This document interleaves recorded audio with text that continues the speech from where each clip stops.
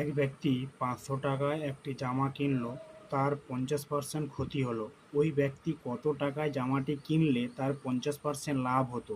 এরকম লাভ আর ক্ষতি, এরকম পার্সেন্টেজ দেওয়া থাকলে একবার লাভ আর একবার ক্ষতি, তাহলে এই অঙ্কগুলি ২ সেকেন্ডের মধ্যে করার জন্য আমরা ট্রিক্সটি দেখব। যেহেতু আমার ৫০০ টাকায় কিনেছিল, ৫০০ গুণিতক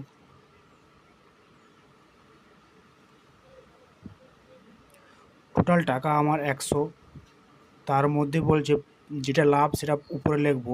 ৫০% লাভ প্লাস হচ্ছে ৫০ আর ৫০% ক্ষতির জন্য টোটাল আমার ১০০ বলছিলাম, তার মধ্যে ৫০% ক্ষতি। এবার হয়ে গেল, এটা ক্যালকুলেশন করব। ৫০০ গুণিতক যোগ করলে ১৫০, ১৫০/৫০। এই শূন্য কাটবো, ৫ দশে ৫০ গুণ করে ৫ ১ ৫ দুটো শূন্য টাকা। তাহলে ১৫০০ টাকায় কিনলে ৫০% লাভ হতো।